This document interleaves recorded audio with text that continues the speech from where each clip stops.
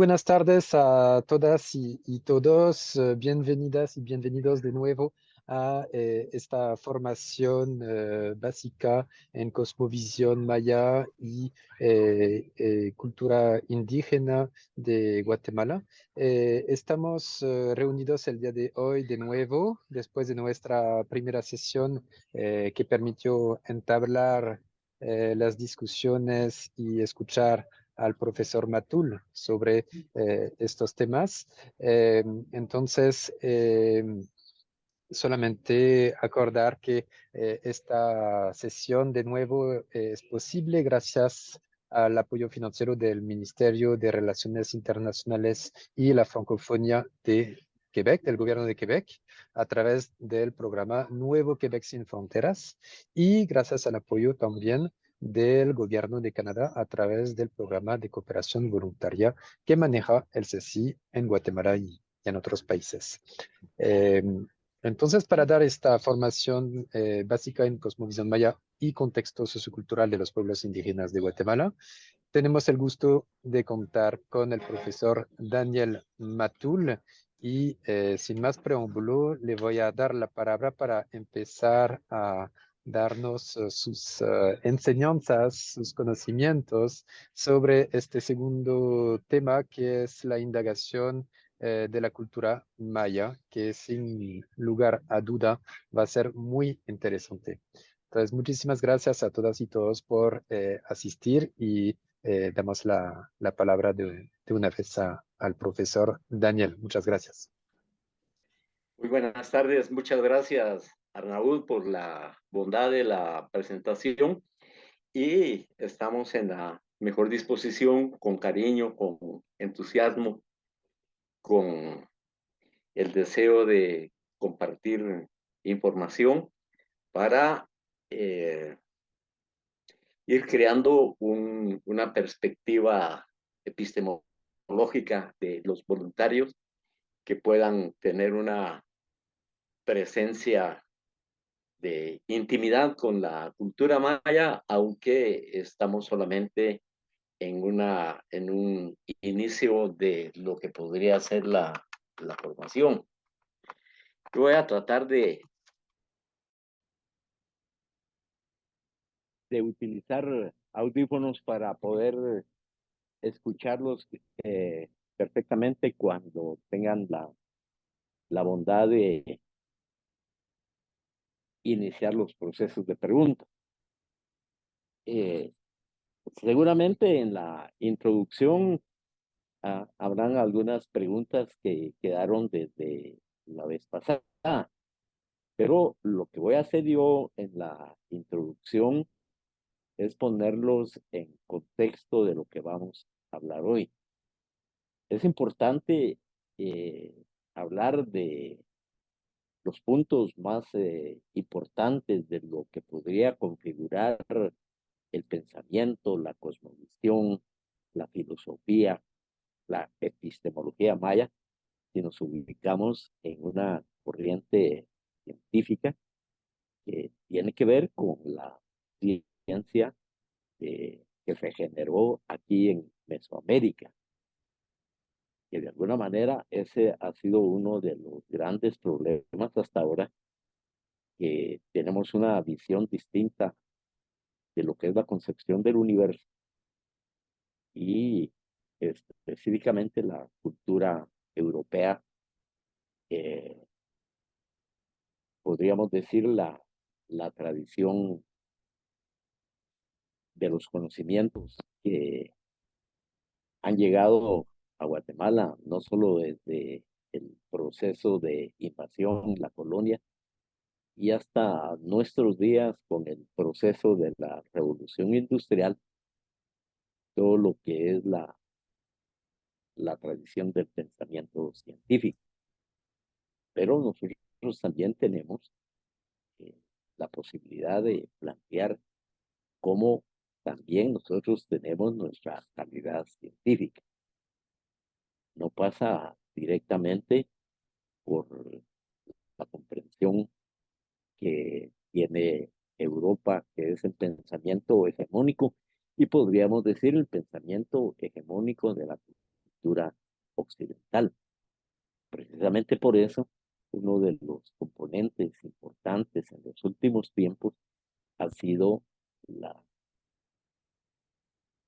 la desobediencia epistémica, podríamos decir, o en términos muy sencillos, la lucha por la descolonización de mentalidades. En ese sentido, generalmente la cultura maya se ha visto como un hecho, se ha visto como un tema, se ha visto como una circunstancia, pero nunca se le ha dado el carácter de fenómeno y mucho menos buscar sus significados. En el significado estamos hablando de la unidad de la cultura con el universo, con la naturaleza, con todos los seres vivos y no vivos. Para la cultura maya no hay nadie que no tenga vida. Para el efecto, yo tengo que conversar con ustedes eh, cómo fue que la cultura maya, o por qué, mejor dicho, la cultura maya resolvió su problema del núcleo para tener la posibilidad de edificar una visión cultural, una visión filosófica, una comprensión del universo. Lo que plantea la cultura maya fundamentalmente es la comprensión del universo.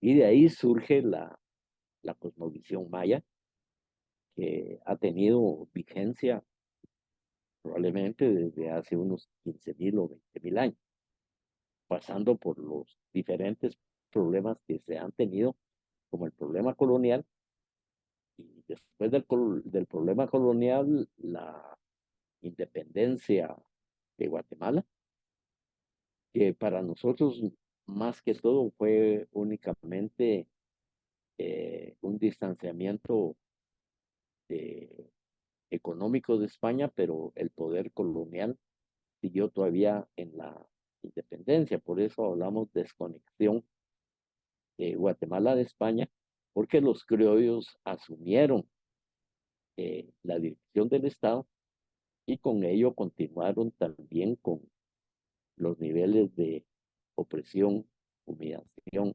desprecio y racismo y todo el sistema político, jurídico y fundamentalmente ideológico del Estado giran por la profundización de la colonización. Por eso es que después de la independencia, la revolución de 1861, cuando se consolida el liberalismo en Guatemala, es otro episodio muy difícil para la cultura maya. Luego la fundación de el Estado contrainsurgente ya en las épocas actuales, después de haber pasado la Revolución Democrática de 1944, que con todas sus buenas intenciones tampoco resolvió ni quiso afrontar la cosmovisión maya ni la epistemología, mucho menos entender la cosmovisión y su cultura. Y luego el otro episodio difícil fue el inicio del conflicto armado de carácter no internacional en el país desde 1960 del siglo pasado hasta la firma de la paz. Ahí se abre otra posibilidad donde cada vez más la búsqueda de las huellas mayas están presentes, por lo menos ahora, de alguna manera, aunque de manera muy tangencial, se habla de el currículum nacional base, el CNB, que se está impartiendo a trancas y a barrancas, pero eh, prevalece en los planes de estudios de la educación primaria y en cierto sentido en la educación secundaria. El gran problema es que las universidades, especialmente la Universidad Nacional, no han querido hacer sus reformas universitarias, incorporando el pensamiento de la cultura maya, de la cultura xinca y de la cultura cari. Luego voy a plantear eh, cuáles son las manifestaciones que tiene la cultura para interpretar la realidad, una interpretación social, interpretación cultural, política, y en eso no me voy a detener mucho en esta introducción por motivos de tiempo. Y algo tan importante es la interpretación desde la sabiduría, que es un momento apasionante y que seguramente esa sabiduría se encuentra en la memoria colectiva de la población. Lo más difícil en este momento y que seguramente también para la cooperación será encontrar las huellas intangibles, pero esas huellas intangibles permanecen en cada actitud. Y es muy difícil porque todos los días estamos practicando la cultura y para nosotros eso es una habitualidad y que ya no da tiempo a la reflexión, pero pervive en todo el territorio, ¿no? Generalmente la cultura maya, tanto por quienes vienen de afuera o quienes han vivido sin profundizar en el corazón de la cultura, tienen una dimensión descriptiva de lo que es la cultura. Y en eso ha habido abundante literatura, en principio para averiguar qué es el indio, pero solo desde la descripción momentánea. Y de alguna manera eso llegó a la universidad en los años más o menos 60, 70, donde la vez pasada hablamos que había en esta dimensión descriptiva, viendo a la cultura maya como un problema, después como un asunto, después como una cuestión, y hasta la actualidad que se ha dado algún paso para verla como un tema. Y solo se interpreta el mundo de los hechos. En esta función de la descripción del mundo de los hechos aparece el 85% eh, de la población eh, no maya, no indígena, y de otras eh, latitudes y cooperación que viene de otros países. El 85% solamente maneja la dimensión descriptiva, pero no entra al corazón de otro tipo de interpretación. Un 10%, especialmente después de los acuerdos de paz, está trabajando por su dimensión interpretativa.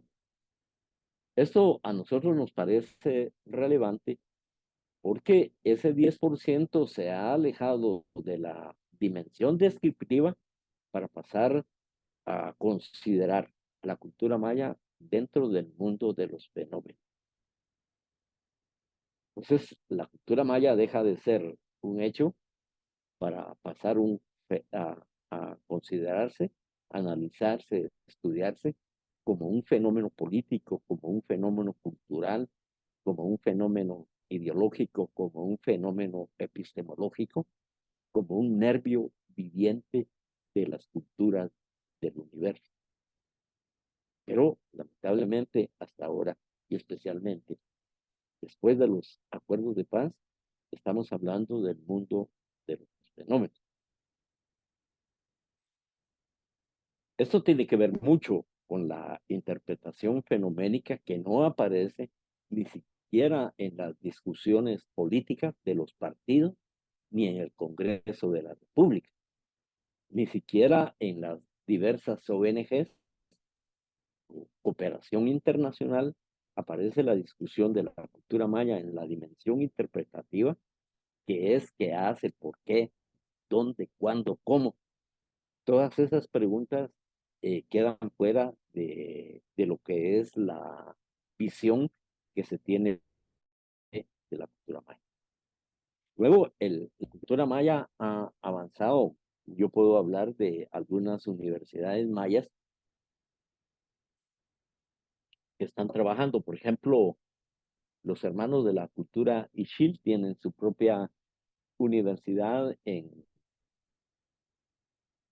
en el Quiché y están trabajando en ello. Tienen ya un sistema de interpretación mucho más profundo para estudiar el fenómeno de la cultura. Y luego estamos hablando de la Universidad Cachiquel, y creo que ahí Sari tuvo una importancia en los inicios de la fundación de esta universidad para abrir las posibilidades de estudiar el fenómeno de la cultura maya. Y por otra parte, estamos hablando de Chiapas, de los compañeros que viven en la tierra de Chiapas, donde hay una universidad que lidera el Frente Zapatista de Liberación Nacional y donde participan connotados intelectuales que anteriormente trabajaron en la Universidad Nacional Autónoma de México. Esto ha permitido eh, trascender del mundo de los fenómenos al mundo de las ideas y de los ideales. La conjunción del mundo de las ideas y de los ideales con el mundo de los fenómenos nos lleva a adquirir un acceso al significado de la cultura maya. Cuando estamos hablando del significado, estamos hablando de la vinculación de la cultura. Eh, y a considerar verdaderamente la globalidad de lo que es la cosmovisión, íntimamente vinculada a los ritmos cósmicos de los movimientos de la Tierra, del sistema planetario y del sistema solar. Justamente en este momento en que nosotros estamos hablando, estamos en, en el tercer día del calendario que llamamos Guayet, que son 5 días de meditación, son 5 días de reflexión, son 5 días de purificación del espíritu, de los pensamientos, que es el tercer día. Estamos en el 8 Toje, en el calendario maya, y aquí estamos hablando ya de una visión cósmica. Mañana estaremos en 17 de febrero, en el nuevo Tzi, en el 9 Tzi del calendario maya, para terminar los 5 días el 18 de febrero. Estamos hablando que ahí termina, en el calendario marca el 10 Bat. Ahí terminan los 5 días de reflexión, de purificación, de silencio, para iniciar el año nuevo, 365 días, el 19 de febrero, que estaría marcando la fecha del 11E. Eso para dar una idea de cómo ya en el mundo de, la, de, de las ideas y de los ideales, junto al mundo de los fenómenos, estamos llegando a un aspecto fundamental del acceso de significado al tiempo, y en ese sentido pues consideramos el pop como el tiempo para adelante, para atrás, es decir, en su infinita manifestación y entrelazamiento de la complejidad. Quizá con eso después volvamos con las preguntas acerca de eso. Pero eso es justamente la dimensión que quería plantear en esta conversación, que me parece importante para inquietar la motivación de cómo llegar a la dimensión interpretativa.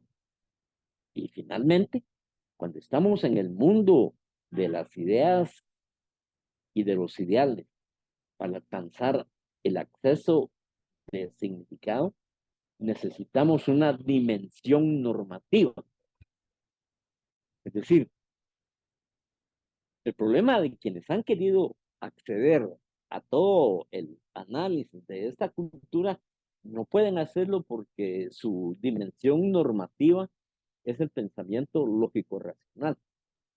Eso no les permite entrar a los mundos que maneja la cultura.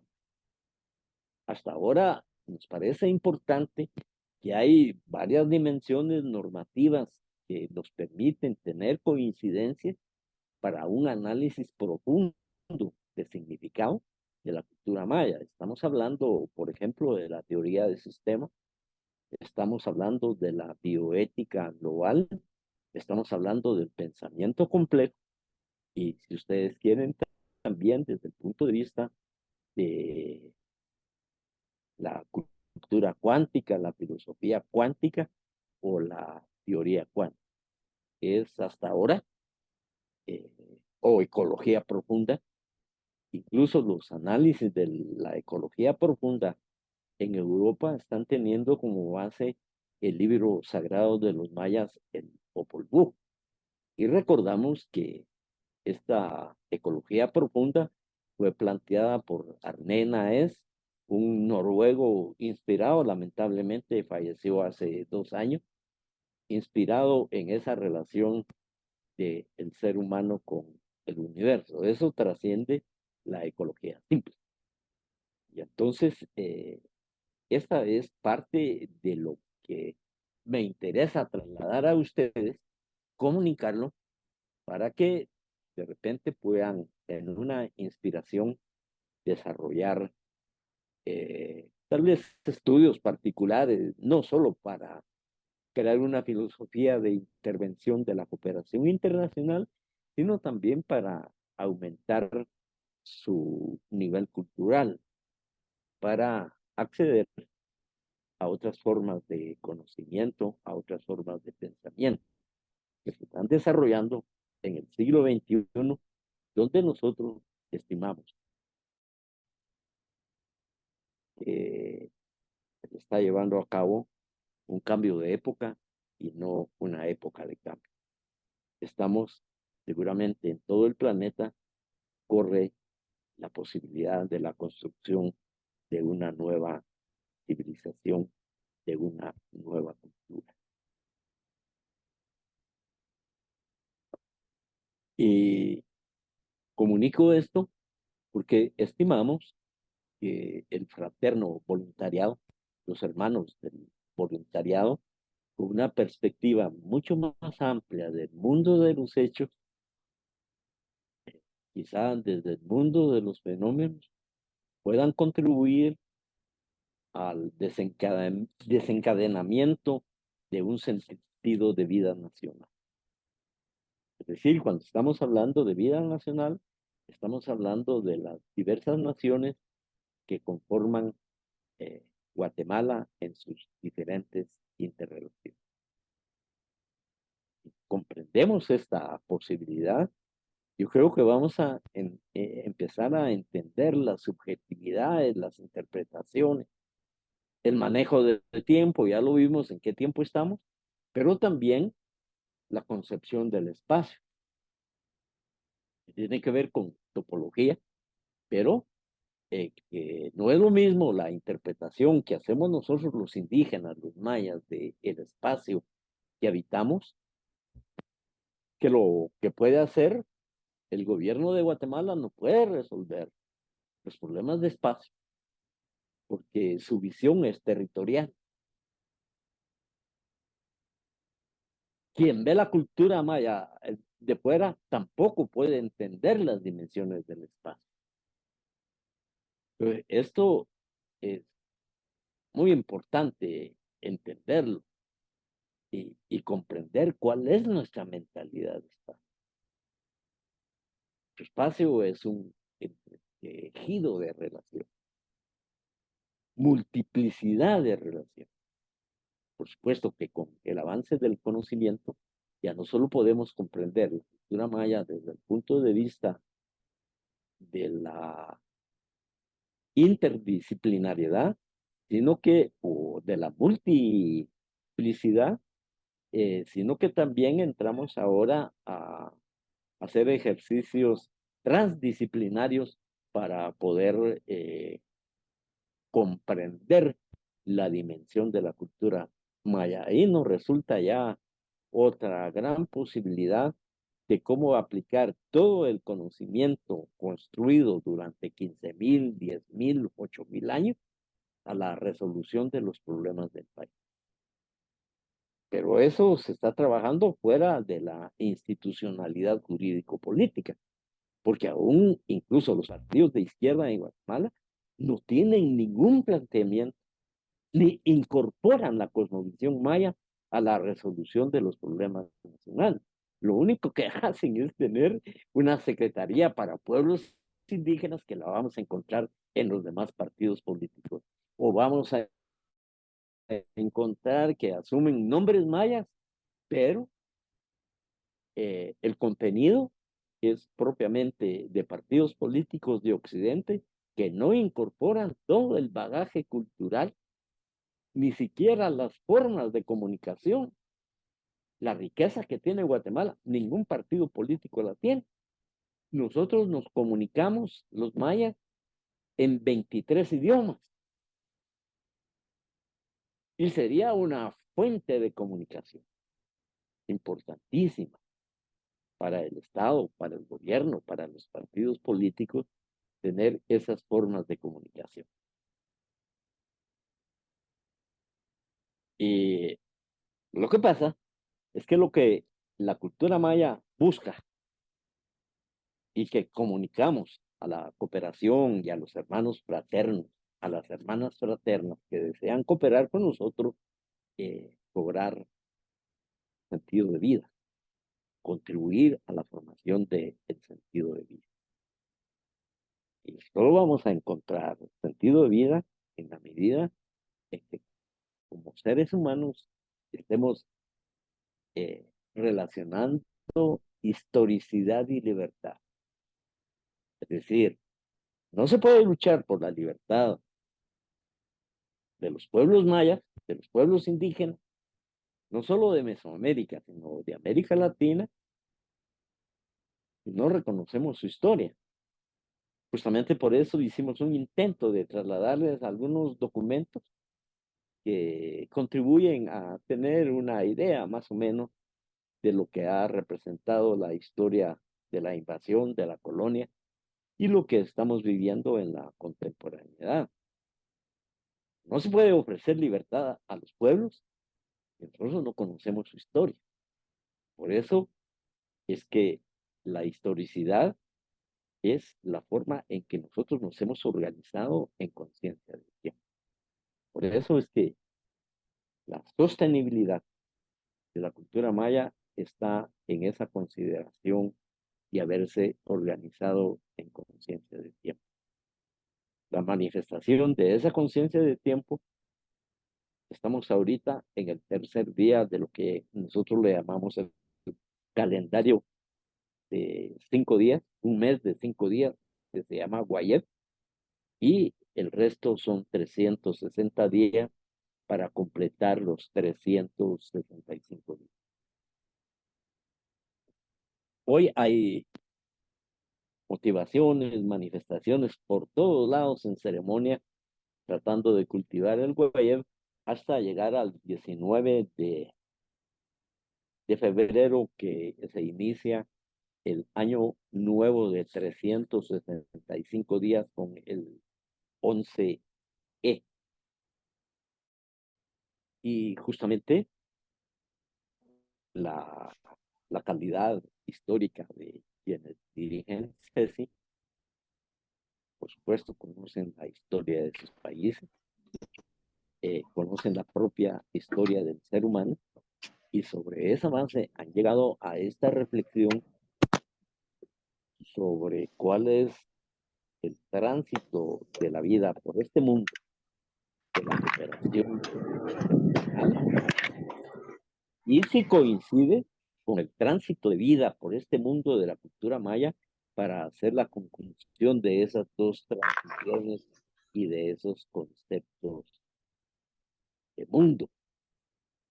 Y ahí, cuando estamos haciendo este análisis, nos damos cuenta de mucha cooperación de muchos gobiernos, el Banco Mundial, el Fondo Monetario Internacional, el Banco Centroamericano de Integración Económica, plantean la necesidad del combate a la pobreza en Guatemala.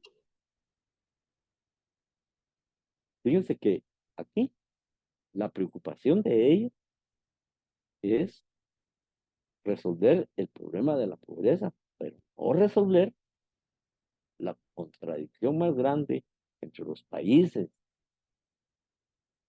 llamados desarrollados y que toda la vida han mantenido un modo de producción capitalista, una explotación, y ahora se han lanzado al neoliberalismo, a la globalización y al extractivismo de nuestra riqueza. El combate a la pobreza no toma en cuenta esta dicotomía, destruir la dicotomía del superior con el inferior. Y además, se usa todo un lenguaje militar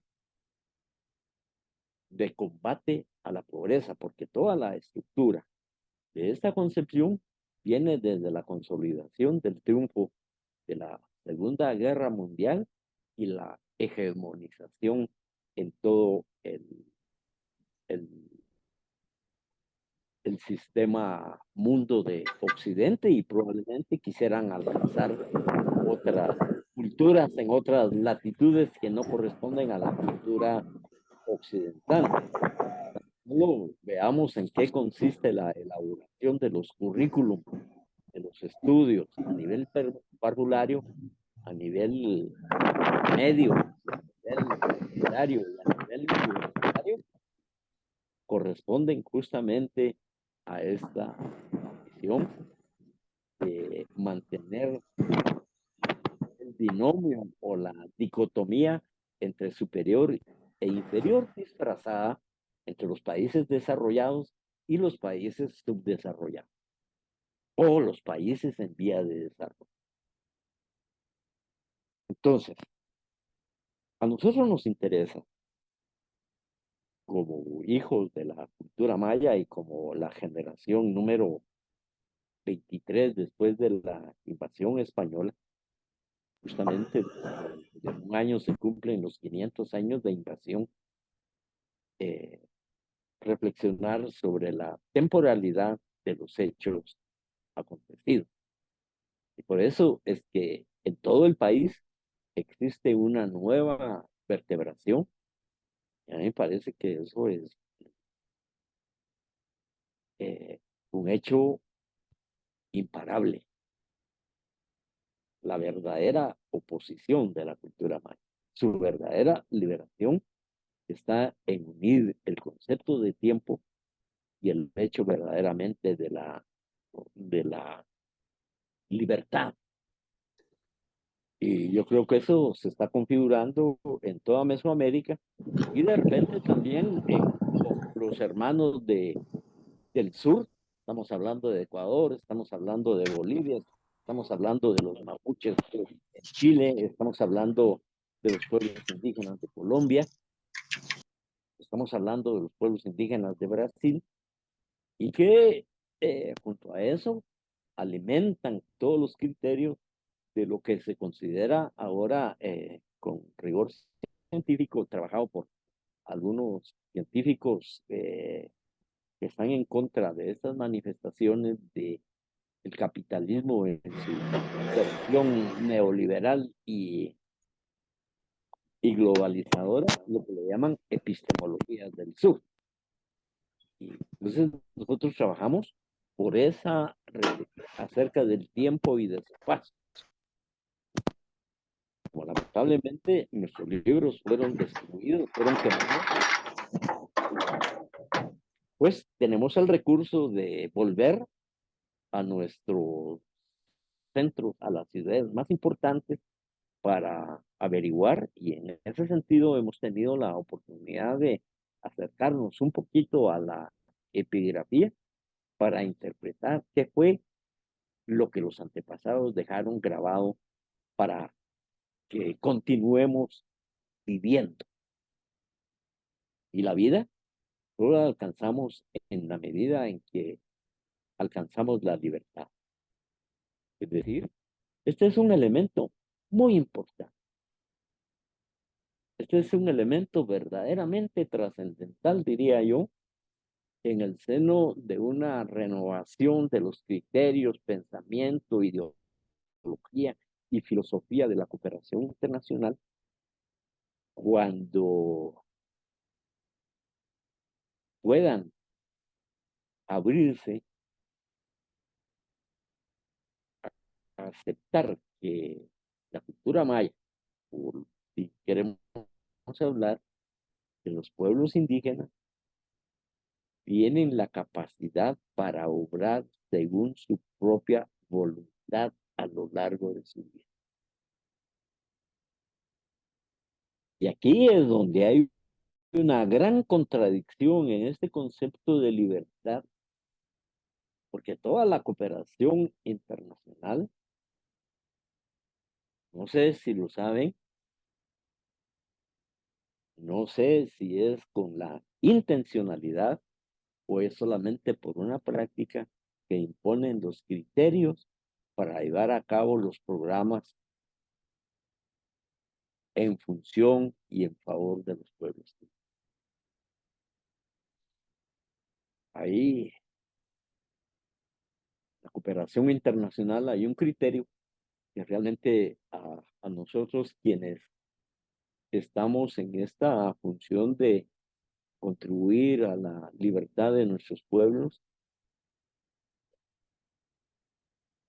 hay un criterio que después de estar aplicando mucho tiempo la cooperación internacional, hacen consultoría, invitan a consultoría para determinar cuáles son los modelos exitosos que han prevalecido en el seno de las culturas mayas, cuáles han sido las prácticas exitosas. Es decir, lo que quieren averiguar es que qué prácticas de la cooperación internacional han destruido las culturas mayas para convertirlos en modelos para otros países. Entonces,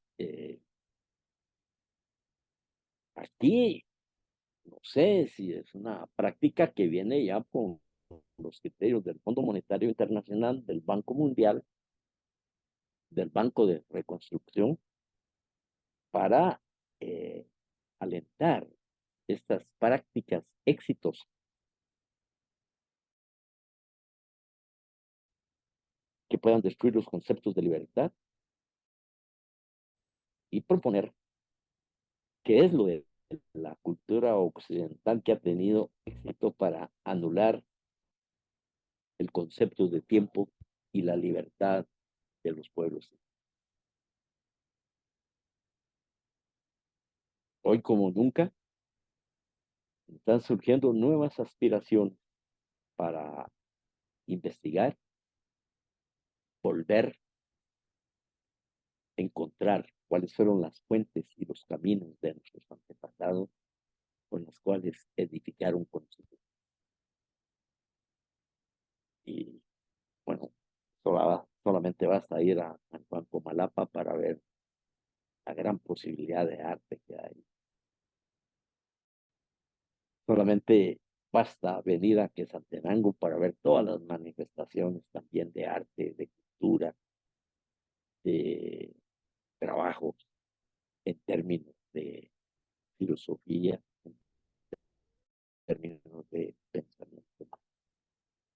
Y solo basta saber qué está ocurriendo hoy en todo el país en este momento tan importante de los 5 días previos a la celebración del año de 375 días. Es decir, empieza a generar todo un acontecimiento de libertad. Antes la ceremonia, que nada tienen de religioso y sí de espiritual, de matemático, de geométrico, de filosófico. Ahora es normal ver que se realizan ya a luz pública. Y ahí está el germen de todo un acontecimiento de libertad. Es volver a ver cómo aparecen los nombres en la propia personalidad de los portadores de la cultura, como los nombres que tenían también los antepasados. Hoy hay un orgullo en el sentido espiritual y no en el sentido de vanagloria, de tener los nombres que aparecen en los diversos textos que se salvaron de la invasión y de todas las leyendas. Hoy es importante ver a los diferentes nombres de hombres y mujeres en la cultura. El problema aquí es un problema que el sistema de dominación, el sistema colonial que gobierna Guatemala, que está llegando a su última fase, no solo aquí, porque son las últimas fases de la cultura occidental, según estimamos nosotros. Estados Unidos tiene los mismos problemas, Nicaragua tiene los mismos problemas, Chile tiene los mismos problemas, Argentina, que no son problemas de Guatemala ni de Estados Unidos, son problemas de la civilización occidental en los Estados Unidos, son problemas de la civilización occidental en El Salvador, son problemas de la civilización occidental en Chile, son problemas de la civilización occidental en Ecuador, son problemas de la civilización occidental en Perú, no son problemas de Perú, son problemas de la civilización occidental en Guatemala. Lo único que han tratado de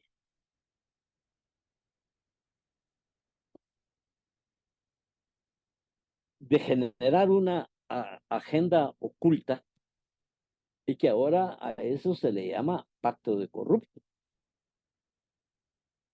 El pacto de corruptos se hizo cuando se firmó el Acta de la Independencia en 1821 y se configuró todo un sistema corrupto, igualmente que en todas las latitudes de América Latina. Por eso la administración pública como ideología tiene la corrupción. El pacto de corruptos está en la Constitución Política de la República de Guatemala. No solo es un pacto de la corrupción, es un pacto para la discriminación, para la opresión, para la humillación y para el desprecio. Y esa es la gran limitación que tiene el Estado y el miedo que tiene. Pero no miedo a nosotros, sino el miedo de elevar el desarrollo completo de su ciencia, porque eso le permitirá entrar en contradicción con esa historia de imposición. Y entonces tiene miedo a destruir su propia base ideológica de dominación. Y por eso es que la historia, y por eso es que todo el penso, y por eso es que todos los currículos que se imponen en Guatemala, en todo el sistema educativo, no es una historia abierta y una historia libre. Pero basta leer un libro de historia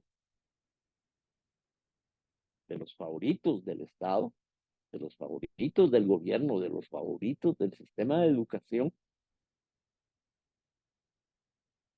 con una mentira y la ponen en un párrafo, ni siquiera en un párrafo, en una oración.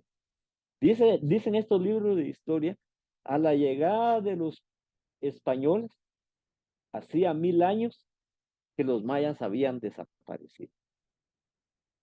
Miren qué mentiras, dos. A la llegada de los españoles. Oculta cuando se produjo la invasión y con una frase destruyen toda la historia de la cultura y civilización, habían desaparecido. En ese sentido, quiere decir,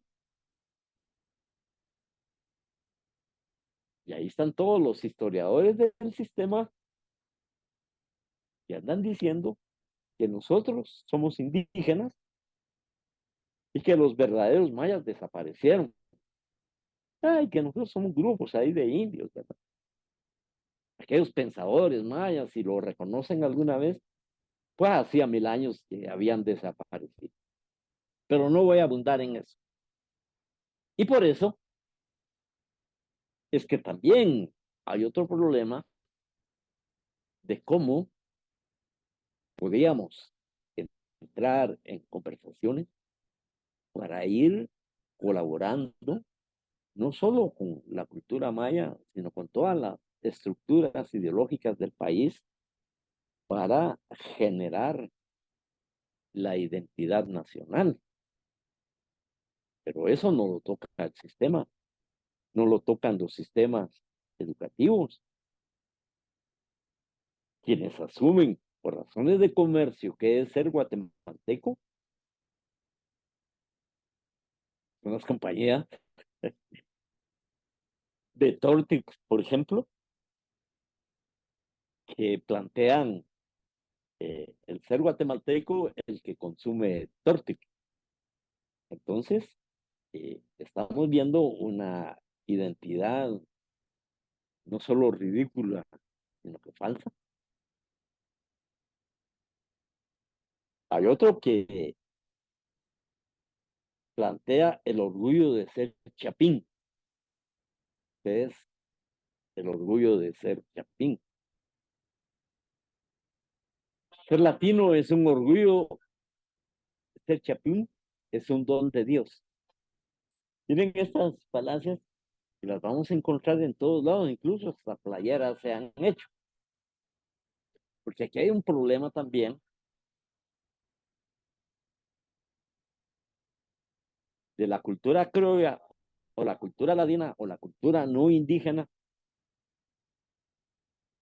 Ni siquiera podemos hablar, ahora se está utilizando la cultura mestiza, pero realmente ahí hay una confusión, porque como nadie se preocupó en la independencia de Guatemala, en la llamada independencia, crear un imaginario nacional que respondiera a los objetivos, necesidades de los habitantes de la población. Entonces, nunca se sabe cuál es la identidad de la parte que oprime, de la parte que sojuzga, de la parte que explota. Y entonces, como dice Octavio Paz, en el laberinto de la soledad, estos pueblos, donde sus dirigentes no pudieron crear un imaginario nacional, ni siquiera para ellos, quedaron convertidos en don nadie. Entonces dice Octavio Paz que el don nadie fue el que inventó al ninguno, que somos nosotros. Es decir, nos ningunea en nuestro sistema matemático, nos ningunean en el color de la piel, nos ningunean en nuestras características físicas, nos ningunean en todo lo que es la cultura, nos ningunean en todas las formas de la organización, nos ningunean en todo nuestro sistema jurídico, nos ningunean en todo nuestro sistema ideológico, nuestro sistema eh, político, y es el don nadie el que trate de borrar nuestras identidades, anular cultura, suprimir historia, impedir las visiones de universo. Y entonces ahí se genera un tipo de violencia epistémica.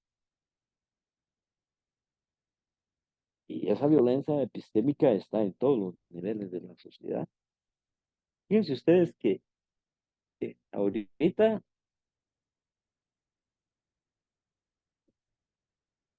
estoy hablando de concepción del espacio. Estoy hablando también de concepción epistemológica. Estoy hablando de concepción de lugar y no territorio. El Estado no ha podido resolver un poquito antes de 1871 la división territorial del Estado guatemalteco y no ha podido resolver el conflicto de los hermanos de Nahualá y de los hermanos de Santa Catarina y Ixtahuacán. Lo han querido hacer sin recurrir a la cultura. Y los diálogos que plantean es sobre el concepto de espacio, sobre el concepto de territorio, sobre el concepto de lo que ellos tienen acerca de lo que es un conflicto de esta dimensión. Y el problema no lo han podido resolver, porque su visión corresponde a la dogmática de la teoría, entre comillas, científica que viene de Europa para la resolución de conflictos. Por eso es que decimos que a 2 siglos de la independencia, el Estado no ha resuelto el núcleo problemático acerca de la naturaleza de su realidad, ni se han preocupado por eso. Nuestros antepasados sí resolvieron, como todas las culturas, eh, los problemas ante los fenómenos naturales, ante los impulsos, hasta comportamientos imprevisibles. Y a partir de eso, la cultura maya generó preguntas ante la necesidad, eso es muy importante, de reproducir y conducir la vida humana comunitaria, es decir, como grandes grupos humanos que surgimos en el pasado, tenemos nuestra realización política en el presente y la posibilidad de proyectarnos hacia el porvenir, teníamos que resolver ese núcleo problemático que nos ha permitido en medio de la diversidad, que es realmente una tragedia, tener sostenibilidad. ¿Por qué? Porque nosotros pudimos resolver las preguntas de acuerdo a nuestro contexto. Una de las preguntas fundamentales que apasionan es cómo puede interpretarse el fundamento último de todo lo real del universo. Para responder esa pregunta, redactaron códices, redactaron filosofías, de alguna manera se salva el libro sagrado que conocemos como Pop Vuh o Popol Vuh, donde está el fundamento último de todo lo real del universo. Ya lo dije la vez pasada, que no viene de la unidad ontológica de Aristóteles, sino que viene de la paridad contenida en que nosotros venimos del vacío y del infinito. Esa es toda una parte de la resolución de uso de esa pregunta, ¿cuál es el fundamento de todo lo real del universo? Cuando los hermanos se preguntaron qué son y cómo se comportan los fenómenos astronómicos, en qué consiste el misterio de la subjetividad, el yo, la interioridad humana, entonces la respuesta fue, investiguemos los astros, investiguemos el funcionamiento de todo el sistema planetario, el funcionamiento de las galaxias. Y entonces, para fundamentar y corresponder a esa pregunta, desarrollaron todos los centros de investigación astronómica que aparecen. Aquí vemos uno que desarrolla todo un planteamiento para entender equinoccios, solsticios, las manifestaciones también del universo y qué influye eso en nuestra conducta. Y en eso, esa respuesta de cómo se comportan los fenómenos astronómicos fueron más allá del ADN y encontraron una gran posibilidad que nosotros también, para la formación humana, recibimos energía cósmica que van conformando nuestro carácter, van conformando nuestra personalidad. Los rayos gamma que no vemos influyen en nosotros. Los rayos cósmicos que no vemos influyen en nosotros. Las fuerzas electromagnéticas que no vemos influyen en nosotros. Y eso va conformando. Y podría hablar de mucho más, pero no quiero detenerme en eso. Por eso la importancia del Nahual nos permite saber cuáles son las características de nuestra personalidad. Hoy tenemos uno de los grandes teóricos que se acerca mucho a esta cosmovisión, que se llama Rupert Sheldrake, que elabora una nueva teoría de la ciencia de la vida y plantea la posibilidad de concebir los campos morfogenéticos que hablan de estas influencias extrasensoriales y que también él coincide en que va más allá del ácido que conforma el ADN para encontrar otras explicaciones en términos de lo que está siendo considerado por la cultura maya el nahual y que hoy está siendo consultado también por muchos de nuestros hermanos en todo el territorio nacional, y yo diría en el campo internacional, porque hoy con el sistema de computación se han incorporado esas sabidurías de los antepasados para averiguar qué influencias y qué condicionantes son estas fuerzas extrasensoriales que nos permiten tener determinada conducta. Y la respuesta de los nahuales es también a esta pregunta: cómo puede pensarse el hecho de la espontaneidad humana? ¿Cómo podemos pensar la libertad, el mundo ético y social? Y entonces desencadenan y van construyendo un conjunto de valores que nosotros llamamos la ética cosmogónica, fundamentada en la naturaleza y no propiamente en el ser humano, que el ser humano es parte de esa totalidad.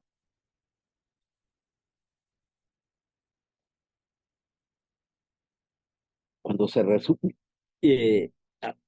esto, a mí me parece verdaderamente interesante, porque en medio de la adversidad, en medio de la pobreza económica, en medio de la agresión colonial, en medio de la violencia epistémica,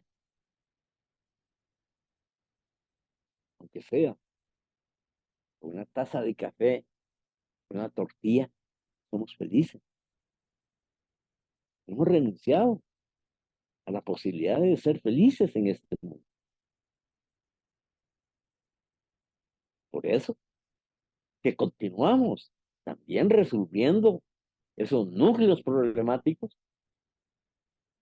Y aquí viene algo muy importante que se niega, que es la producción de nuestros mitos. Mientras para la cultura occidental el mito es una creación de la fantasía, en nuestro pensamiento, y en las culturas, no solo de Mesoamérica, sino de América del Sur, de Abya Yala, los mitos tienen un valor fundamental, porque son arquetipos, son modelos, y en base a los modelos vamos desarrollando y modelando nuestras conductas. Por otra parte, poesía es fundamental. Todos nuestros idiomas son expresiones poéticas de la naturaleza. Solo con salir a la calle uno se conecta con todos los símbolos que llevan las hermanas en sus cortes, en sus mitiles, en sus atuendos, en sus perrajes. La lengua, por supuesto. La lengua que transmite nuestra relación con el medio, nuestra relación con el ecosistema, nuestra relación con el ambiente. Y eso va configurando la posibilidad de convertirnos en arquitectos de nuestro propio destino. Y va configurando también un condicionante para nuestra conducta, nuestra relación con el medio.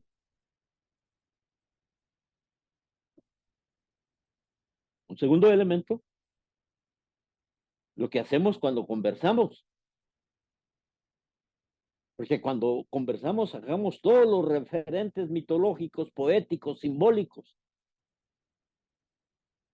de la oralidad, de la escritura, de los calendarios, de la astronomía, que ha perdurado, y eso va generando también el movimiento de todas nuestras neuronas. Entonces, por una parte, condicionantes de la conducta que generan la posibilidad de construir pensamiento, la relación con el medio ambiente.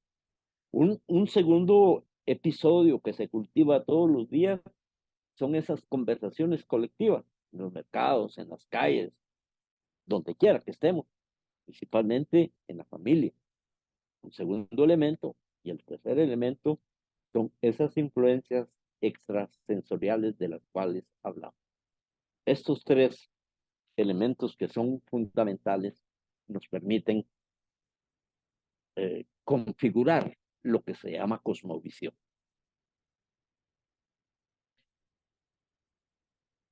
El libro sagrado, el Popol o Popol Vuh, como quieran llamarlo, esto es algo muy importante. ¿Cómo se configuró la existencia de todo lo que existe? Y dice que la existencia se configuró a partir de la paridad. La energía se presenta y sale del vacío ya del universo implicado al universo explicado en forma paritaria. Es decir, la vida se manifiesta en pares. Esto es muy importante para comprender todos los fenómenos sociales, políticos, culturales de la realidad. Solo la paridad en términos humanos, la paridad en términos vegetales, la paridad en términos de los animales, la paridad en términos de los minerales y la paridad que ocurre también en el espacio.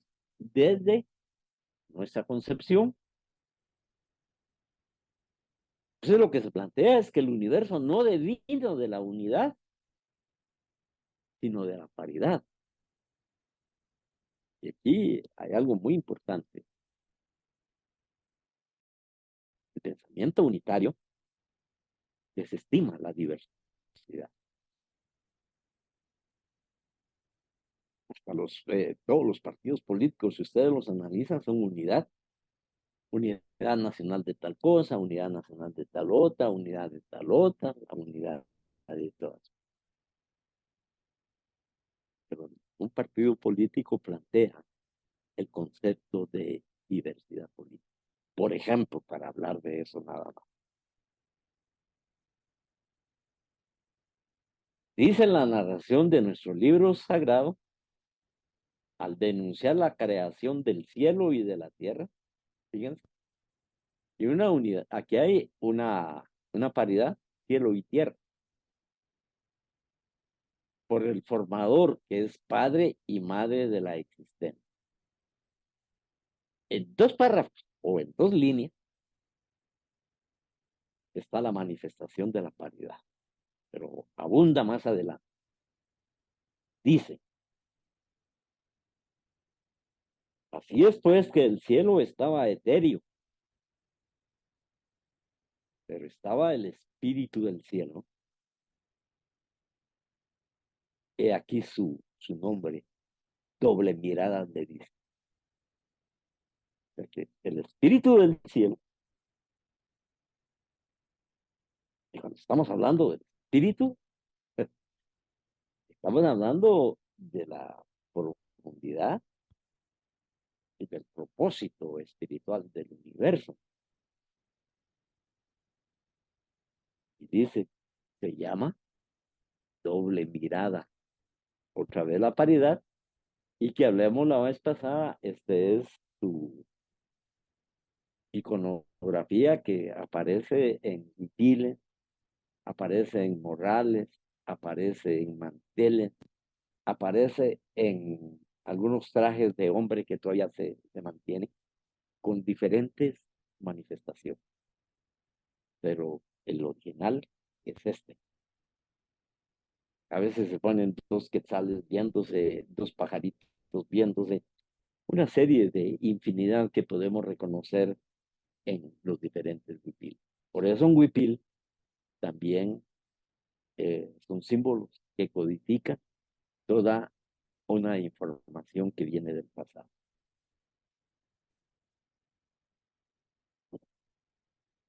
En lengua quiché, el doble mirada se dice cabahuil. Esto es muy importante porque es el método de vivir, es el método de generar aprendizaje, es el método de la investigación. Curiosamente, los descubrimientos de la física cuántica dicen que la onda no es onda, sino que es partícula, y que la partícula es onda. Y entonces tuvieron que inventar el nombre de su cabahuil. Ya no es ni onda ni partícula, sino que le denominaron ondipartícula. Ahí estamos encontrando muchas relaciones que me voy a abstener de decirlas, porque eso implicaría como solo centrarnos en la figura cabahuil, pero que es lo importante. Su concepción paritaria y parida desde el universo. Mira en la oscuridad, mira en la claridad, mira de cerca, mira de lejos, mira de día, mira de noche, mira lo finito, mira lo infinito. Podríamos hablando de toda la paridad, porque además nosotros somos paritarios. Tenemos dos ojos, tenemos dos fosas nasales, tenemos dos oídos, tenemos dos lóbulos, tenemos dos manos, tenemos dos piernas, es decir, toda la paridad que se manifiesta en el universo también encuentra su manifestación en los seres humanos, porque los seres humanos somos el universo como parte y como parte estamos en el universo. Es decir, es una posibilidad bastante grande para entender cuál es nuestra estructura mental.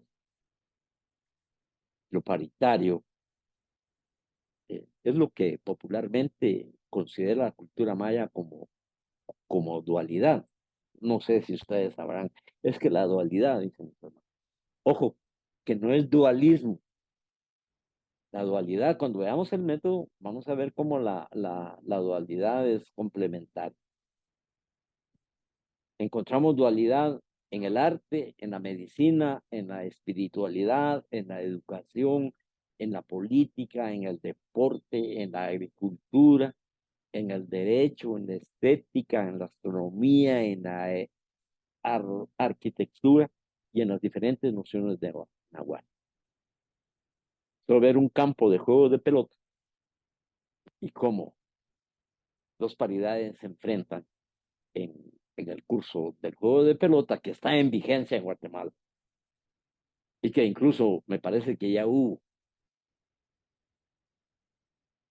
como 2 o 3 campeonatos nacionales del juego paritario de pelota.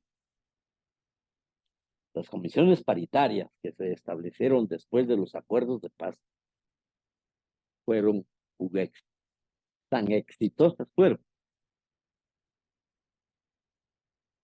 que el gobierno de Álvaro Colón y sus secuaces destruyeron todas esas posibilidades de la discusión paritaria. Algunos de esos secuaces ahora están en el Congreso de la República y han formado un partido político que se llama POS. El universo es paritario, equinoccios y solsticio. Pero estos pares de opuestos son muy importantes. No se consideran excluyentes. La paridad engendra multiplicidad de dualidades y todas se corresponden unas a otras, y ahí viene el encadenamiento o desencadenamiento de diferentes paridades. Lo más importante, la reiteración de toda la cosmovisión está en la ceremonia. La ceremonia es paridad. En el este, que es donde sale el sol y donde está la candela roja, que es nuestro símbolo de la vida, símbolo de la esperanza para nosotros. El rojo es el símbolo de la esperanza. En el este está la paridad del abuelo Palam Piché y de la abuela Caja Paluna. En el oeste está la otra paridad del abuelo Palam Acap y del abuelo Chomijá. En el norte está la paridad del abuelo Ikbalam y de la abuela Kanquishajá. Y en el sur, que es donde, dedicado al maíz, color es amarillo, está el abuelo Balán Mahukutaj y la abuela Sununja. Esto se reitera cotidianamente en todo el territorio nacional. No puede haber ceremonia. Y que son los designios, en una cultura maya, los designios del universo. Se reitera en todo.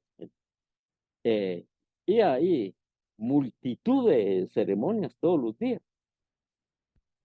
Pues eso no solo está en nuestro sistema límbico, en la aparente memoria que por aquí creo que tenemos el sistema, en nuestra aparente memoria.